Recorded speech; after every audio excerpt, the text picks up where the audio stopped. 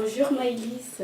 Bonjour. Est-ce que tu peux te présenter, dire ton projet? Donc moi je suis originaire de Poitiers, je vais avoir 19 ans et je suis partie cet été pendant 3 semaines de fin juillet à début août à Madagascar et donc un projet humanitaire. Je suis partie avec 2 associations, une association donc qui a un centre sur Madagascar, l'association Fanatenan, qui a un orphelinat pour accueillir les jumeaux car elles sont vues comme une malédiction par certaines ethnies. Et en parallèle avec une association de quartier. Et donc en fait ces 2 associations se sont regroupées pour monter ce projet. Donc ça s'est étalé sur 1 an. À quel moment dans tes études? C'était à la fin du lycée, juste après avoir passé mon bac. Pourquoi as-tu fait un projet humanitaire?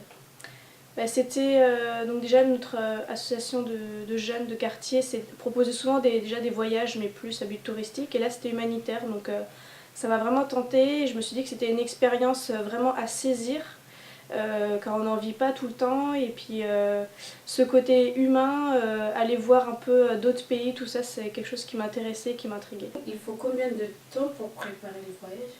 Donc là on s'y est pris 1 an avant. Quasiment oui, le temps d'établir les dépenses qu'on aurait besoin, savoir toutes les actions qu'on va devoir mener avant le voyage pour récolter des fonds. Il fallait trouver des personnes qui pouvaient nous aider à subventionner le voyage. Et donc tout au long de cette année avant le départ, on a fait des actions pour donc récolter de l'argent. Et aussi du lait en poudre qu'on a apporté pour les enfants de l'orphelinat. Et comment ça s'est passé une fois sur place? Donc une fois sur place, on avait Gérard Bouffet, le président de Fanatenan, qui nous a suivis pendant tout le voyage. Et donc on était ensuite 15 jeunes avec 3 animateurs. Et il y avait aussi une personne du centre qui nous aidait, tout au long du voyage par exemple pour négocier des prix vu que c'était un malgache. Et donc on se déplaçait en taxi-brousse. Et donc on faisait toujours ça par étapes parce que sinon ça faisait des longues journées de voyage. Le début du séjour c'était plus quand on s'arrêtait c'était plus touristique. Et après une fois qu'on arrivait au centre sur la côte est, on est resté une dizaine de jours. Puis on a refait quelques jours de voyage entre nous, entre ceux de la station. Et on est revenu ensuite à nouveau au centre. Et ensuite on est reparti pour la fin du voyage. Est-ce que tu voudrais y retourner? Avec grand plaisir, j'aimerais bien y retourner. Et déjà pour visiter un peu le reste du pays, car on a vu plutôt la partie est. Et puis aussi surtout pour revenir dans ce centre, voir comment les enfants ont grandi, parce que on s'est quand même attaché à eux. Ils étaient toujours collés à nous tout le temps. Et donc du coup on avait besoin j'aimerais bien voir ce qu'ils sont devenus.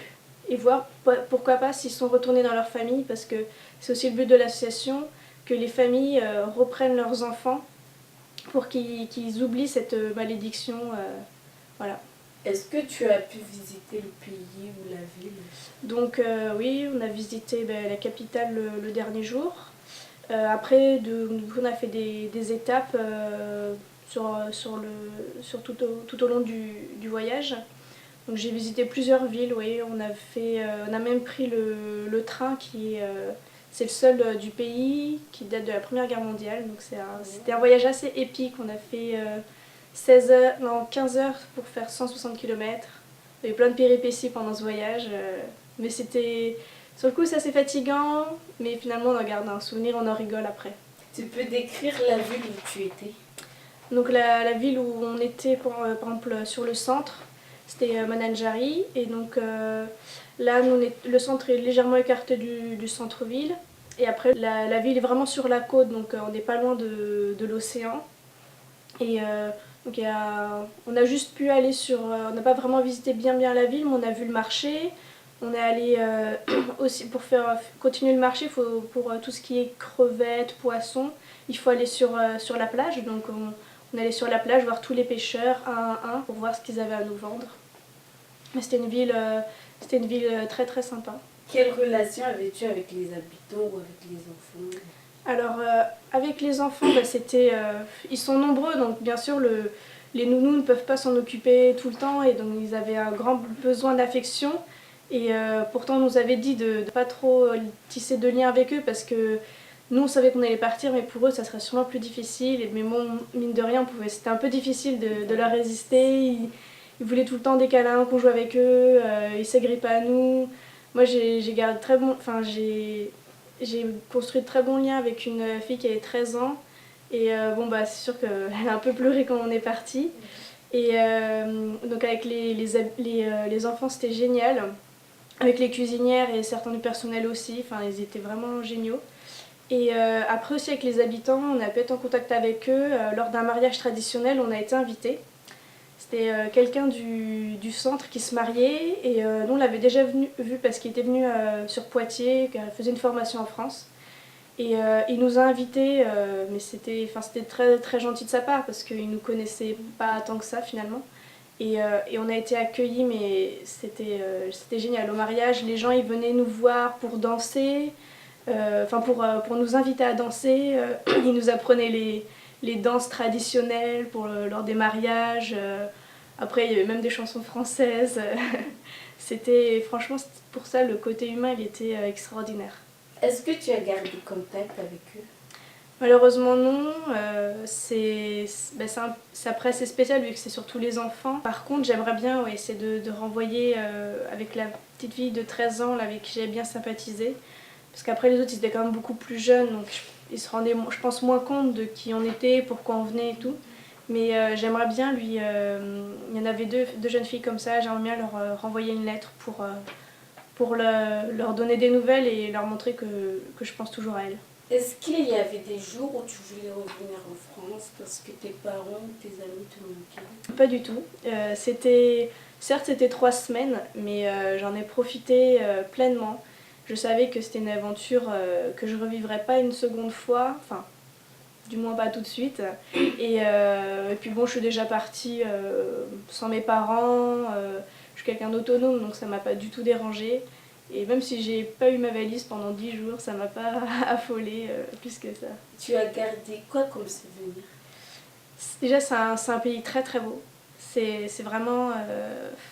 j'aimerais bien y retourner sur les plages avec tous les palmiers et tout. C'est vraiment magnifique. Et puis surtout, c'est le côté humain, quoi. Comme au mariage, ils ne nous connaissaient pas et ils nous ont intégrés comme si on était de la famille. Ils nous l'ont même dit. On fait partie de la famille, alors qu'il y a quelques jours, personne ne nous connaissait. Et c'est vraiment génial, quoi. C'est touchant et finalement, après on se rend compte qu'il y a certaines choses auxquelles en France on tient trop d'importance et finalement c'est des choses très peu subtiles et puis on voit que c'est pas du tout les mêmes valeurs qu'ils ont. Nous dans notre pays, en Europe, ça sera plus une valeur matérielle alors qu'eux ils ont vraiment des valeurs relationnelles et tout l'amour que les enfants ils avaient à nous donner, c'était vraiment magique. Et pour finir, quel conseil tu donnerais à une personne qui veut partir mais qui hésite? Vraiment, je pense qu'il faut y aller. C'est une aventure que je pense on vit qu'une fois. Et on apprend tellement de choses sur soi. Ensuite, on repense à notre vie qu'on peut avoir. On peut la remettre en question aussi. C'est vraiment une aventure exceptionnelle et je pense qu'il faut la vivre au moins une fois si on a l'occasion. Franchement, si on a l'occasion, c'est autant la saisir. C'est quelque chose d'unique. Merci Maëlys.